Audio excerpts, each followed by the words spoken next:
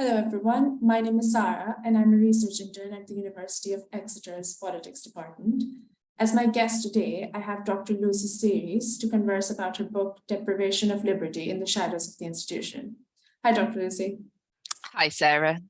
At present, Dr. Lucy is a lecturer at the University of Bristol's School for Policy Studies. Thank you, Dr. Lucy, for agreeing to our request for an interview. Just beginning with your formation as a scholar, can I ask what led you to inquire into the theme of intellectual disability? And especially, could you tell us about your inspiration behind combining legal and empirical studies in this area with philosophical perspectives on liberty, power relations, and domination? Oh, thank you, Sarah. Okay. Well, I think it's always very hard to tell a story, a single story about who we are and what we're doing. But I'll tell you a story that I think sheds light on a bit on who I am, and a bit on why I'm doing this, and a bit on the problem that the core problem, if you like, that the book is about. So I began working with and volunteering with and supporting people with learning disabilities and autism, dementia and brain injuries and other long-term cognitive impairments when I was quite young, while I was still at school, in fact.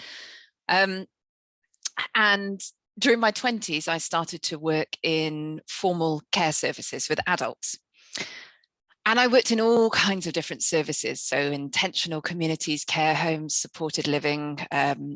I worked for a bit in the NHS in neuropsychology, and I observed in many of the services this kind of dynamic between staff, and including myself, and the people that we were there to support. And there was one particularly shocking example that really stands out to me from this time that kind of embodies this dynamic.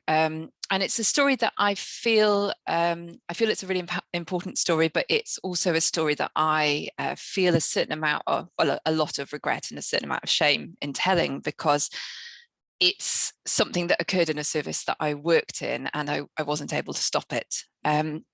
So this particular service I'd been sent to by an agency that I was working for at the time. It was kind of deep in the countryside, and like all the staff there, we worked very long shifts of sort of 12.5 hours, and we were supporting a group of young men who all had labels of intellectual disabilities and autism. All of them were non-speaking, and they from the moment I arrived, their presentation to me by staff was that they were kind of challenging individuals to work with. And I think the truth is they were actually very unhappy people. They were unhappy where they were, and they were unhappy with their life situation. And there was one particular guy there who actually I remember being quite vivacious and full of life. And he was fast. He liked to be outside, but he also liked to run. And so when staff would take him out of the service, there were lots of locks on all the doors in this service. To leave the service, you needed special keys to get through layers of doors, and you needed to know codes to get outside. And when we'd gone through all these locks and doors, and staff took him outside, they were concerned that he would run off. And they had developed a practice to prevent this from happening, where they would put a kind of effectively a rope around his waist. It wasn't some kind of specialist piece of health and social care equipment. It was literally just a kind of flat tape lanyard. And as they walked towards him with it, he'd actually was so familiar with this that he would lift his top up so that they could fit it to him. And they would take him out and walk him on what was effectively a lead. And this just horrified and shocked and appalled me at the time. And along with that and various other concerns I had about the service that I was raising with the managers there and with the agency there, I eventually was moved from the service to work in other places. I'm not aware that any further action was taken. Years later, when I discovered that this service was actually regulated, I looked up its reports and found that regulators have been raising concerns about this particular practice, and it didn't seem to have actually led to any change. Now, the reason I tell this story is because for me, this dynamic of someone holding a rope around this guy's waist symbolizes something that goes on in many different ways for people with long-term cognitive impairments who live in care settings. And the dynamic is that people are allowed a certain amount of latitude, a certain amount of, I'm not going to call it freedom, but a certain amount of, a certain sphere of movement and activity that is very carefully controlled by the people who are caring for them. And at any given moment, if they stray beyond the bounds of what are deemed to be acceptable activities or acceptable movements, they can kind of be jerked away from it. So there's a supervisory element of like, we're going to see what you're doing, and a control element. There, and that operates in quite interesting ways. So first of all, there's obviously a significant constraint on the freedom of that individual. There's a significant power relation going on there. But for the person who is kind of effectively holding the rope, they become responsible for anything that individual does. They are subject to power relations too, in which they have to explain, you know, why did you let them do this, or why didn't you stop them from doing that? So it's part of a wider machination of power. It's not just a dyad, it's part of a wider, my friend and colleague Bev Clough would call it an assemblage of power. Now, most of the time, there's no visible ropes. Okay, but the care services are set up to enable this dynamic in a whole array of different ways. There's a whole range of practices which reflect this dynamic of control. And until relatively recently, these practices of control were very much in the gift of the service itself and the people who worked for it. So they would just be kind of cultural practices. But over the past, I'm going to say, 20 years, they have become overlaid with a legal framework known as the Mental Capacity Act, and latterly another legal framework called the Deprivation of Liberty Safeguards, which is a kind of human rights linked framework for regulating care arrangements that are so restrictive they amount to a form of detention, even though they might be in the community. So this is where I come in as a kind of academic. My PhD was on this legislation, the Mental Capacity Act, and then the Deprivation of Liberty Safeguards, and I've been working on that ever since, and that's what the book is about. Because what I'm interested in is the extent to which law is, in a way, that rope, but it also constrains and regulates how it's used and how it's operated. So law both constructs, but it also constrains these supervisory and controlling relations. That's what drew me to this area of research. Thank you, that's very insightful. Just to follow up from something that you mentioned, especially about the symbols of block syndrome. These two symbols in particular reminded me of the word that you use throughout your book. You talk about the shift from the carceral to the post-carceral era. And in this genealogy, if that's correct, if it's correct to call it that, you yourself call it that. If you trace this genealogy from the carceral to the post-carceral era, which is from the detainment of disabled persons in a building that's structured around a penal logic, to receiving care in sort of the community. But despite this, you stress the striking fact that more people are deprived of their liberty in Britain's care homes than in its prisons.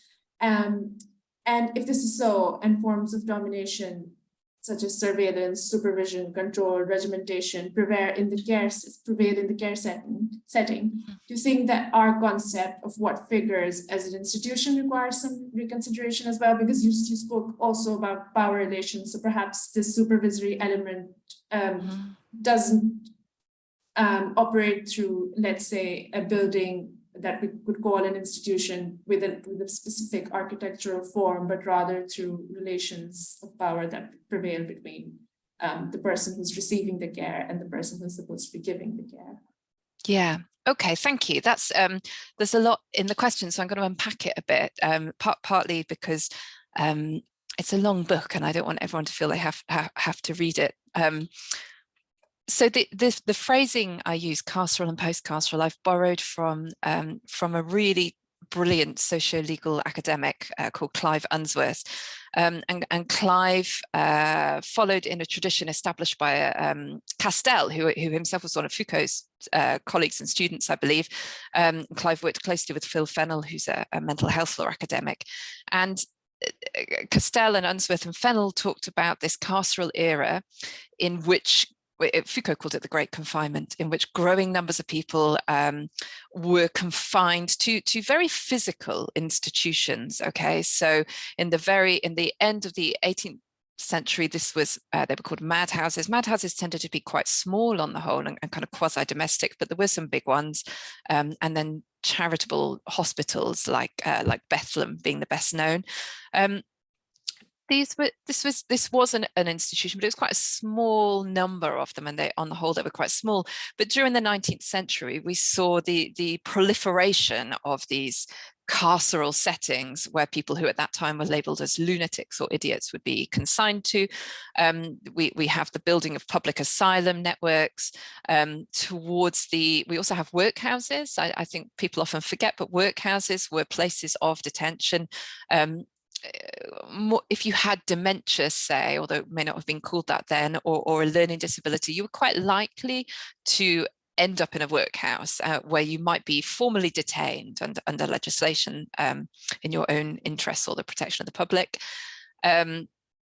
Into the 20th century, we actually, I think we tend to think of the 19th century as the kind of carceral era, but actually the carceral era continued to grow right up to the middle of the 20th century. So in the 20th century, we had this new network of institutions built that were eugenically linked, called mental deficiency colonies, where councils were tasked with rounding up people with intellectual disabilities and either subjecting them to supervision and guardianship in the community or admitting them to one of these places, which were called colonies, to effectively, it was seen as both about protecting a vulnerable person and also protecting the public, but a huge part of the rationale was to stop them having children. It was this very eugenic logic. And those settings, the mental deficiency colonies, became the learning disability hospitals, the last of which closed as late as 2007. The asylums would go on to become the mental hospitals, and some of those are still with us today, although really the old ones have mostly closed now. And by the middle of the 20th century, there was this kind of, after the Second World War, there was kind of the tide turned against these large carceral enclosures. And it's a complicated story, really. There were an awful lot of reasons for this. Attitudes towards mental health changed, particularly because obviously so many people's mental health was massively damaged by the war itself, and there was a change in perception that this wasn't a kind of social or personal or moral failing. It was an illness like any other. So there's a shift towards seeing it as health, as a health condition. You have the rise of human rights. You have the development of these counter-carceral campaigns by people who've lived in these settings and been consigned to them, and disability rights. And you also have the rise of sociological critiques by people like Michel Foucault and Irving Goffman, whose work I particularly value. So you see this decline in number during the second half of the 20th century of these big carceral settings. So literally the number of the settings declines, and also the size of the settings declines. So to give you a kind of rough sense of this change in England and Wales, the number of hospital beds for people detained under mental deficiency and mental health and lunacy legislation in 1957 was over 200,000. Today, there are in England probably around 20 to 22,000 mental health beds. Okay, so where do all the people who maybe previously were in these settings live today? I'm going to separate out discussion of what people often refer to as mental health from the group that I'm particularly interested in, which is people with long-term cognitive impairments like intellectual disability, like dementia, like brain injury, because that's the group who end up in arrangements that today we call social care. So what is social care? Well, it's this kind of landscape that was built in response to the decline of institutional care. It is located in this place that we call the community, which just means not in a hospital. It comes in different waves. So that the first wave, and each wave is very optimistic, right? So the first wave in the immediate aftermath of the Second World War is this idea that we're going to get rid of workhouses, which people were still being cared for in, you know, right up into the 1940s. So Nye Bevan abolishes the Poor Law, tries to get rid of the last vestiges of workhouse care, and he wants to bring in what the Daily Mail, I think, call sunshine hotels, and that is care homes. So we see the National Assistance Act and the building of a network of care homes across the country, which were called homes for the disabled and the aged. But we start to realize quite quickly that even though they're not workhouses, they are still quite institutional. So Pete Townsend did some brilliant work in The Last Refuge show, and they're still very institutional. So we think, okay, well, we've got people out of hospital and into care homes, but they're still quite institutional. So we start building smaller group homes. Then we start looking into these models called supported living, supported housing, where people have what is in law their own flat, and support coming in, which is modeled on personal assistance and on home care. And we see this, that's called second wave deinstitutionalization. And we see these really, I think, quite beautiful sets of ideals associated with this, with the grassroots campaigners who are trying to get people out of these institutional settings. The idea that people are going to live in real homes that are their own, that they get to choose where they live, who they live with, who comes into their home. They can boot out staff if they don't like them, but the same way I can boot someone out of my home. They get to choose how they live their life, and they're making all the key decisions. And so supported living becomes this, well into the 21st century, becomes this very, very popular model, particularly for people with intellectual disabilities. Care homes are still the kind of dominant formal care structure for older adults and particularly people with dementia. But we start to build this narrative that we've closed the institutions, people are living in the community. We have these words like choice and control and independence are kind of dominant, and personalization and person-centered care are dominating post-carceral discourse by this point. But if you have ever worked in a service, if you have ever lived in a service, if you have ever had a loved one in one of these services, you will know that there is quite a large gap between these post-carceral dreams and post-carceral realities. And so what starts to happen is, I mean, firstly, what happens is we start to kind of corrupt the language. So we start to mean slightly different things by independence. It doesn't mean having like freedom and choice and control. It means doing with less support, making do with less help, learning life skills like cooking your own dinner and things like this. And we start to see human rights claims being brought by some of the people in these settings. So the early claims are by people who are being required to live in places against their wishes, starting to argue that they're deprived of their liberty. And so that's where we get this layer of law called the Deprivation of Liberty safeguards. It was invented in response to a growing recognition that actually some people living in these settings were so restricted that you could call them detained, even though they weren't classical penal model carceral institutions. But initially the Deprivation of Liberty safeguards, it only applied in care homes and hospitals, and it was a very small number of people. And then there was this really, really pivotal case in 2014 that went all the way to the Supreme Court about 3 individuals with intellectual disabilities. There were 2 young women called Mig and Meg, which is their initials, and a man who's, I think he was about my age actually, called P, who had Down syndrome. And they lived, Mig lived in foster care with her foster mother, and Meg lived in a small group home with, I think, 3 other people with intellectual disabilities. It was called in the court judgments an NHS facility for adolescents with complex needs or something. And P lived in a setting that I think was probably supported living, his own flat, his own bungalow, in fact, with a few other guys and care coming in. And the question is, are they detained? Well, they're not, particularly P and particularly Mig, they're not in something that looks like a classical institution. They're in very small scale settings. They're in this place that we call the community. Some of them are living in quasi-familial, quasi-domestic living arrangements. Everybody who's caring for them is doing their best to keep them safe, but also to support them within, the available budgets and logics of care. But every single one of them is manifesting this dynamic that I described at the outset. Okay, there's no visible ropes, I don't think, for any of these guys, but they are all subject to this dynamic that the court described as continuous supervision and control, and they were not free to leave.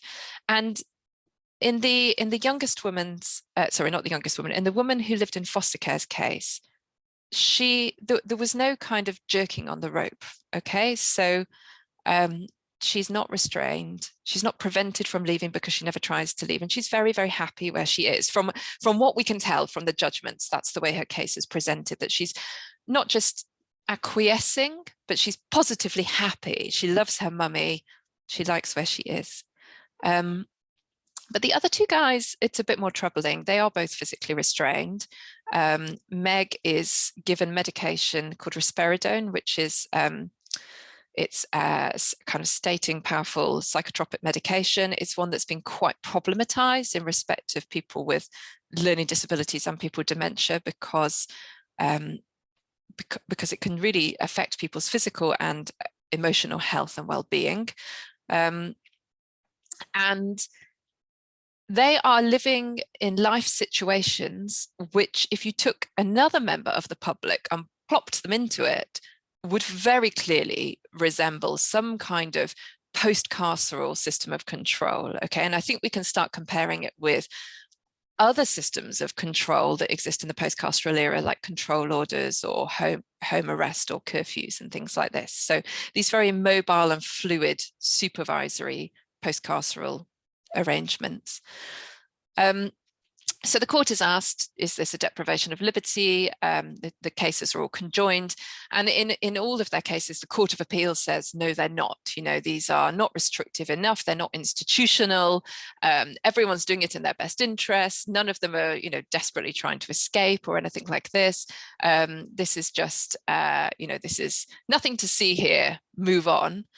And when they get to the Supreme Court, Lady Hale, who's been very closely involved in the development of mental capacity law and who's, I would say, a really great proponent, actually, of kind of upholding the rights of the powerless against the powerful and championing disability rights. She says, look, this would be a deprivation of my liberty to live in this living arrangement. And the same must therefore be true for a disabled person. It can't be said to be different just because they're disabled. That would be discriminatory. Human rights are universal. So if it's a deprivation of their liberty, then it's a deprivation of my liberty. Therefore, they're detained. And she produced what's called the acid test of deprivation of liberty. If someone is subject to continuous supervision and control and they're not free to leave, they are detained and they need legal safeguards. And the knock-on consequence of this ruling is that everybody that we got out of hospitals who are now in this post-carceral landscape of care, in the care homes, in the supported living, a very significant proportion of them we now legally categorize as detained, hundreds of thousands. And that's where this statistic comes from that you just cited, that there are more people detained in Britain's care homes today than its prisons. And that's the kind of strange and paradoxical journey that we've been on. Thank you. And just taking off from this dynamic of continuous supervision and control, do you think that it would be correct to say that a codification of persons as social care recipients is a sort of silent decision on their capacity, as in what they can and cannot do? And perhaps could you say a bit about how labeling in discourse of a person as a social care recipient persistently excludes such a person from normal society? Yeah, okay. I'm going to step back a bit. I'm just going to take a second to think how best to answer that question, actually. So I think the first point is it's not a silent decision on their capacity. It's a very, I mean, in the past it would have been, right? Like nobody, if you go back to, say, social work academic journals, before the Mental Capacity Act, and you run a search for capacity or competence, which is another word that has a very similar meaning, it doesn't really pop up. It would have popped up in medical law journals and law journals, but those phrases weren't really in use or not in kind of regular use in social care. It would have just been like, duty of care perhaps, or they're like children, or so on and so forth.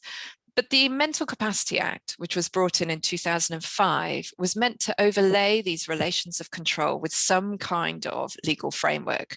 In a way, it was a recognition that there was domination there, and that what we were trying to, in a Republican sense, I mean, in the sense of like arbitrary and unconstrained relations of power, or alienating control, as Pettit would call it, which I think is a really useful phrase. And so the Mental Capacity Act was meant to overlay these relations of control with the legal framework. And the legal framework at its very essence says, if you have mental capacity, the person can make the choice for themselves. If they lack mental capacity, others can take it in their best interest. And best interest has to take into account what the individual wants and their rights and freedoms, but it can still restrict them, and it can still go a different way to what they want. And for me, the Mental Capacity Act is kind of this rope, right? If you're caring for someone who has a cognitive impairment, they spend their day walking around with a question mark over their head, which says, do they have capacity to do this thing?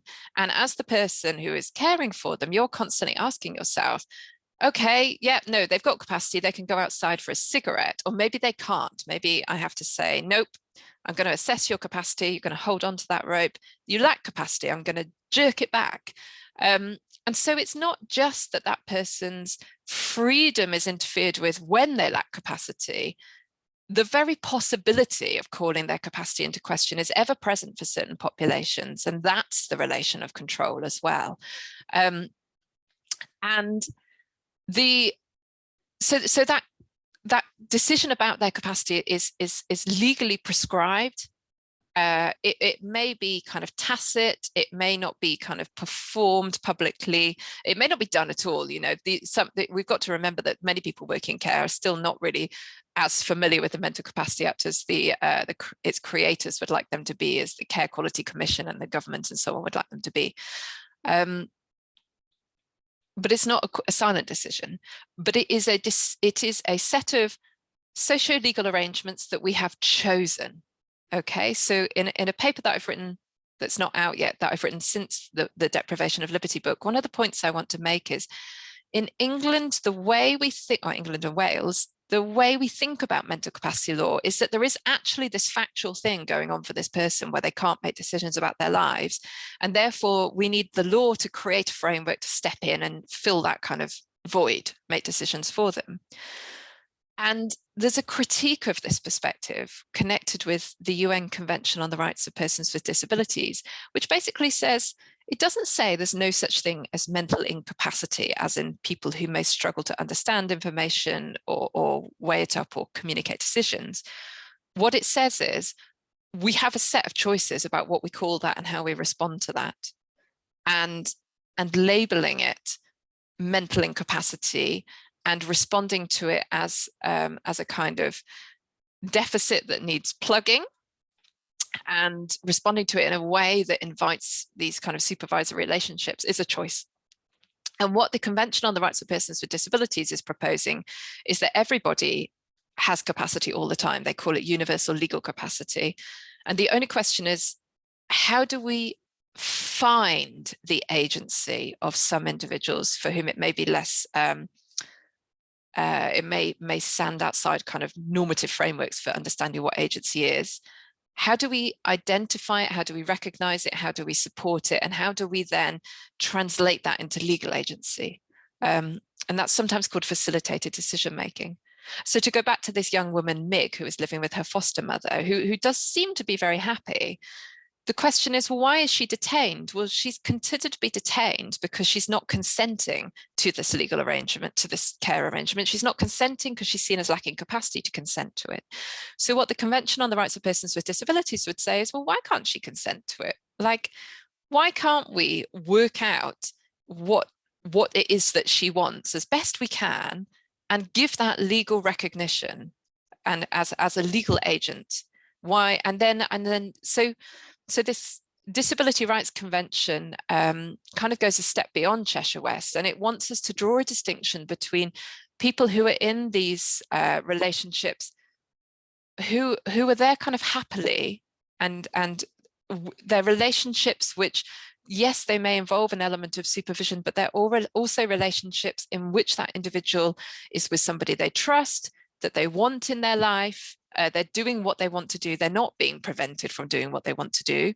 And relationships more like Meg and P, where there is physical intervention, there's a certain level of distress manifest in their behavior, which we need to get to the bottom of to understand.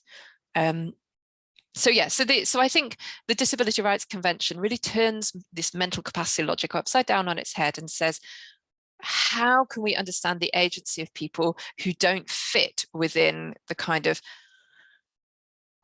legal, political, and bioethical norms that we call competence and capacity? Thank you. And just to follow up from that, and previously you mentioned republicanism, because you work through the Republican idea of domination a lot in your book. Perhaps could you help me understand how republicanism as a political philosophy would figure into understanding the agency of persons who do not fall into legal or bioethical norms? Yes. Okay. So actually, I'll explain to you how I came across republicanism. It was it was over a decade ago. No, it was a decade ago now. I was at Exeter doing my PhD.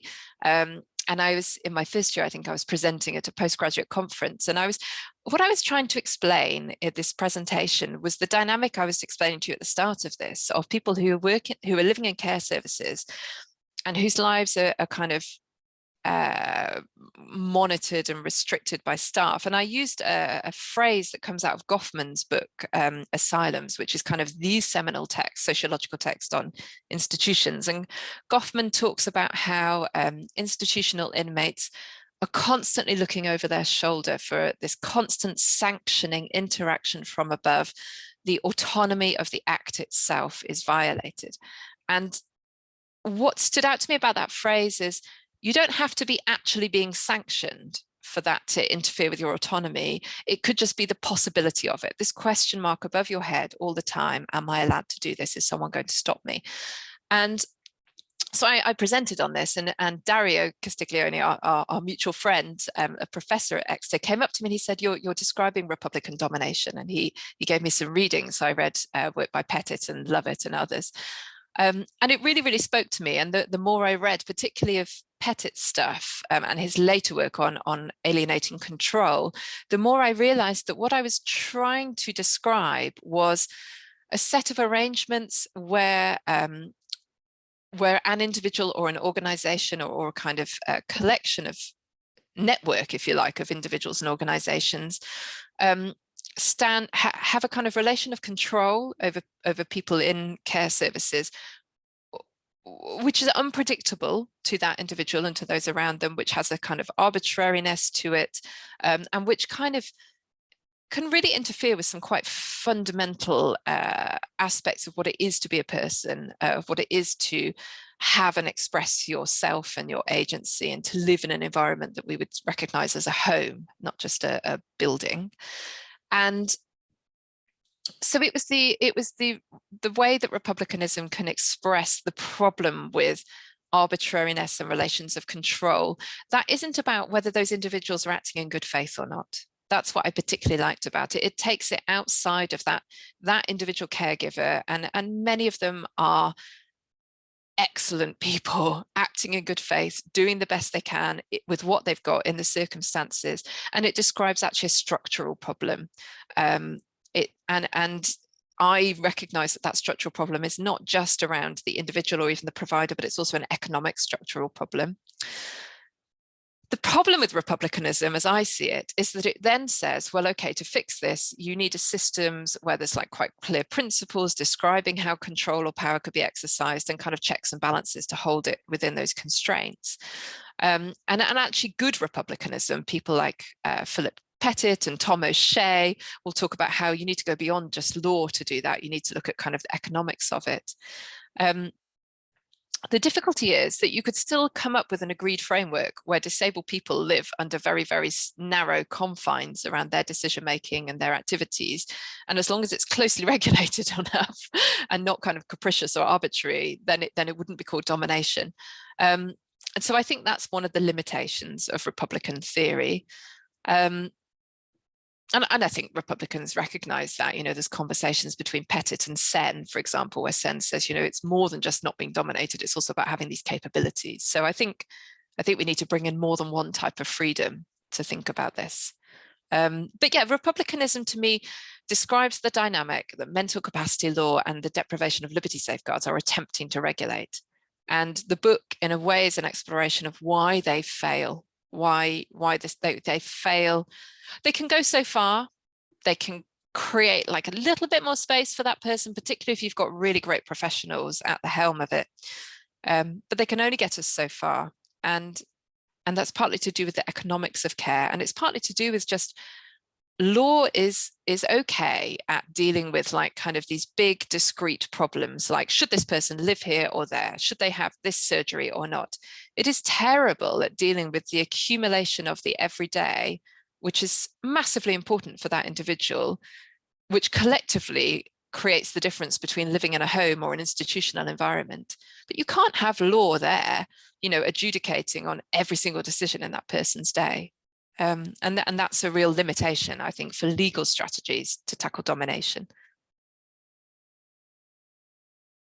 Thank you for speaking about liberty and obviously the limitations that we might face in, enacting the agency of such a person that's excluded from the norm. Dr. Lucy, I feel like I could listen to and learn from your insights all day, but thank you very much for being so generous with your time. And I'm sure you have more pressing things to get to. Thank you for agreeing to our request for an interview and walking me through your book. Not at all. Thank you very much for having me. Okay. Thank you very much. Thanks. Bye. Bye.